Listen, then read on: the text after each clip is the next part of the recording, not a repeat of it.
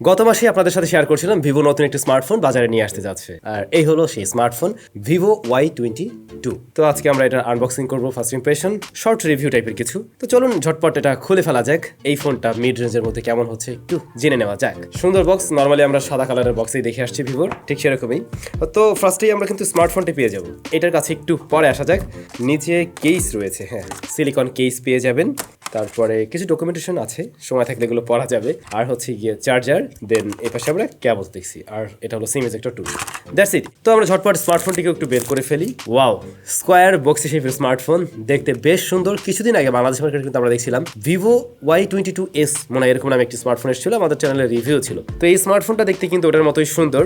রেয়ারটা একদমই হচ্ছে গিয়ে ফ্ল্যাট টাইপের, এবং এর যে ফ্রেম সেটাও ফ্ল্যাট। রেয়ারেও প্লাস্টিক রয়েছে, সাইডের যে বর্ডারটা ফ্রেমটা সেটাও প্লাস্টিকে তৈরি। তবে ভালো বিষয়, রেয়ারে আসলে ফিঙ্গারপ্রিন্ট বসে না, যেহেতু এটা ফ্রস্টেড একটু ম্যাট টাইপের, দ্যাটস ওয়াই ফিঙ্গারপ্রিন্ট বসে না, এবং স্ক্র্যাচ পড়ার পসিবিলিটিও কম রয়েছে। যদিও বক্স আপনি কেস পেয়ে যাবেন, সেটা ব্যবহার করতে পারেন। ক্যামেরা মডিউলটা কিন্তু বেশ বড়, এখানে দুটি সেন্সর রয়েছে। এটার যদি আমরা পোর্ট সাইন বাটনে দেখি, রাইট সাইডে রয়েছে হোম বাটন, যা আবার ফিঙ্গারপ্রিন্ট স্ক্যানার হিসেবেও কাজ করবে। এটা কিন্তু মোটামুটি ফাস্ট অ্যান্ড একুরেট। তারপরে উপরে রয়েছে ভলিউম রকার, উপরের পাশে সিম কার্ড স্লট, হ্যাঁ উপরে থাকছে এটা। লেফট সাইডটা একদমই ক্লিন, নিচে USB type C port, primary microphone, speaker grill and 3.5 millimetre headphone jack. এই তো মোটামুটি ডিজাইন ছিল এমন। এটা ডিসপ্লেকে কোনো কিছু দিয়ে প্রোটেকশন করা হয়েছে কিনা সে ব্যাপারটা আমার জানা নেই, কোনো তথ্য আমি পাইনি। এমনিতে ফোনটা মাঝারি ধরনের ওজনের, মানে 190 গ্রাম ওজনের। চাইলে এক হাত দিয়েও ব্যবহার করা যায়, তবে স্কোয়ার বক্সে সেই হাতে একটু লাগে আর কি। That's it. Display size 6.55 inch. এটা IPS LCD panel, HD+ resolution, 530 nit হলো এর পিক ব্রাইটনেস,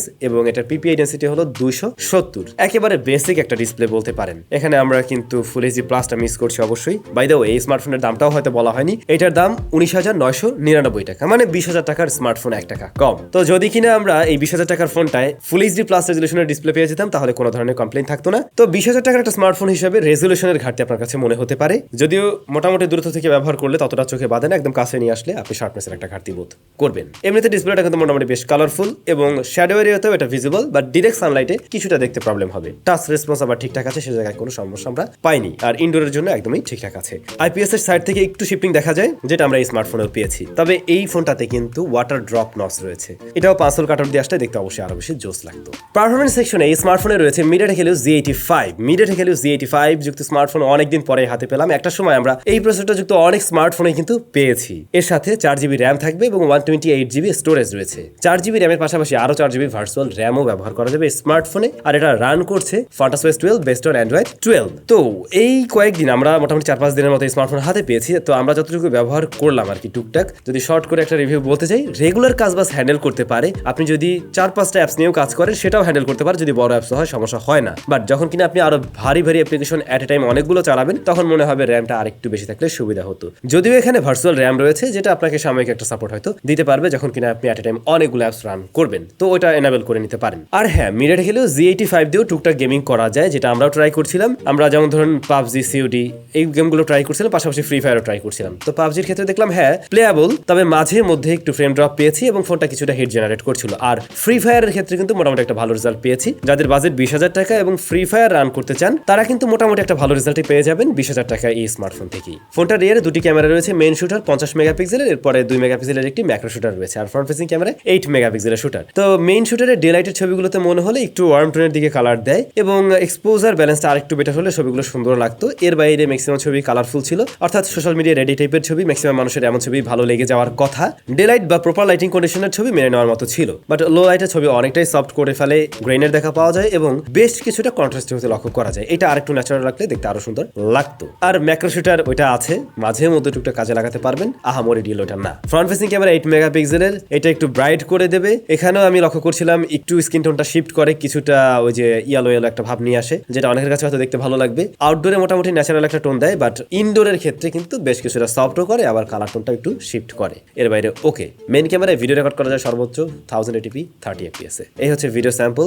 ভিডিও স্টেবল ভাবে শুট করতে পারলে কাজে লাগাতে পারবেন, আদারওয়াইজ এগুলো খুব বেশি কাজে লাগানোর মতো কিন্তু হবে না। ফোনটাতে ব্যাটারি রয়েছে 5000 mAh এবং বক্স আপনি পেয়ে যাবেন 18 ওয়াটের চার্জার। তো এইটা থেকে ব্যাকআপ কিন্তু একদিনের মতো পাওয়া যায় ইজিলি, যেহেতু এখানে আমরা HD+ রেজুলেশনের ডিসপ্লে দেখছি, যেটা খুব বেশি ব্যাটারিও বার্ন করবে না। তো একদিন ইজিলি চালাতে পারছেন। আর যদি একদম হেভি গেমিং টেমিং করেন, মোটামুটি একটু গেমিং বেশি করেন, ভিডিও বেশি দেখা হয়, সেই ক্ষেত্রে দিন শেষে একবার চার্জ করলেই চলবে।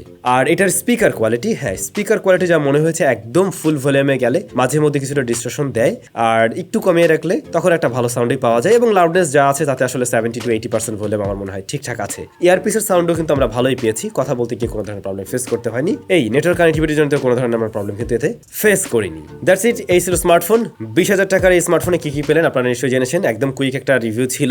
আর এইটার ক্ষেত্রে আমরা যে বিষয়গুলো তার একটা ইমপ্রুভমেন্টের আসলে জায়গা দেখছি সেটা হলো এইটার ডিসপ্লেটাতে আমার মনে হয় ফুল এইচডি প্লাস দিলে ডিসপ্লে নিয়ে কোনো ধরনের কমপ্লেন থাকতো না। দেন এইটার যে রিয়ারে যে ক্যামেরা, মেইন ক্যামেরাটা ঠিক আছে। এখানে আসলে আলট্রাওয়াইড যদিও আমরা এখন 25-30 হাজার টাকার ফোনেও পাই না, তো কি আর বলবো। আচ্ছা যাই হোক, মেইন ক্যামেরা না হয় মেনেই নিলাম, তবে আর 2 GB র্যাম বাড়িয়ে দিলে এই ফোনটা থেকে আরেকটু বেটার আউটপুট পাওয়া যেত। That's it. আপনাদের কাছে কেমন লেগেছে অবশ্যই কমেন্ট করে জানাবেন। সবাই ভালো থাকবেন, নিশ্চয়ই আপনাদের সাথে দেখা হচ্ছে স্যামজনের নতুন কোনো ভিডিওতে।